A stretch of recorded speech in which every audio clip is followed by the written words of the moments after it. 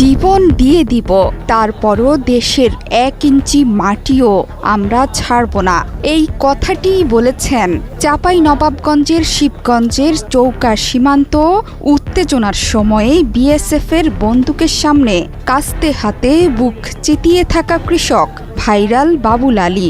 তার একটি ছবি দেশের কোটি কোটি মানুষকে বুঝিয়ে দিয়েছে দেশপ্রেম আসলে কাকে বলে।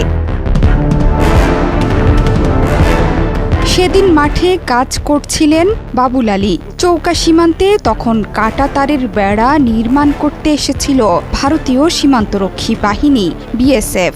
বিজিবির পক্ষ থেকে এই কাজে বাধা দেয়া হলে চাঁপাইনবাবগঞ্জের শিবগঞ্জের চৌকা সীমান্তে শুরু হয় উত্তেজনা। তখনই বুক চিতিয়ে বন্দুকের নলের সামনে নিজের কাস্তে হাতে বিজিবির পেছনে বসে পড়েন এই অকুতোভয় কৃষক। ক্যামেরায় ওয়াও, স্টাইল দেখাও, Xenon X21 পারলে ঠেকাও। মুহূর্তেই তার ভিডিও ভাইরাল হয় সামাজিক যোগাযোগ মাধ্যমে। বাবুল আলীর বাড়ি চাঁপাইনবাবগঞ্জের শিবগঞ্জ উপজেলার বিনোদপুর ইউনিয়নের কালীগঞ্জ গ্রামে। তিনি বলেছেন, ভারতের বিএসএফ এবং বাংলাদেশের বিজিবির মধ্যে যুদ্ধ ভাব ছিল।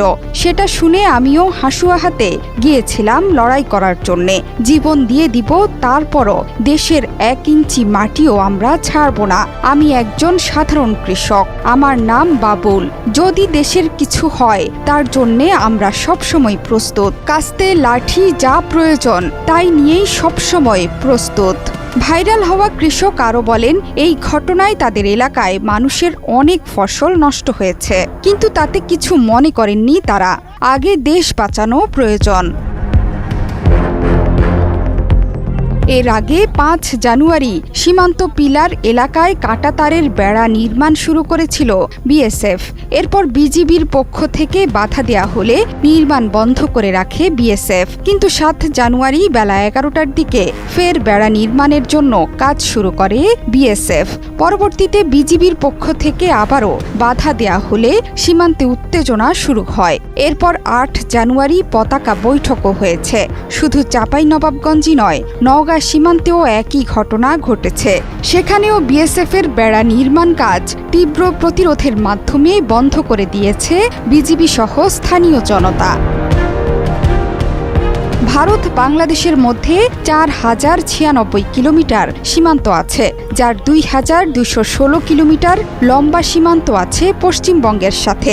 এর মধ্যে কিছু কিছু স্থানে নেই কাঁটাতারের বেড়া। হঠাৎ করেই গত কয়েকদিন ধরে এসব স্থানে কোনো রকম অনুমতি ছাড়াই কাঁটাতারের বেড়া নির্মাণে মরিয়া হয়ে উঠেছে ভারতীয় সীমান্তরক্ষী বাহিনী। কিন্তু বাংলাদেশের সীমান্তরক্ষী বাহিনী এবং স্থানীয়দের বাধায় সেসব স্থান থেকে পিছু হটতে বাধ্য হয় বিএসএফ।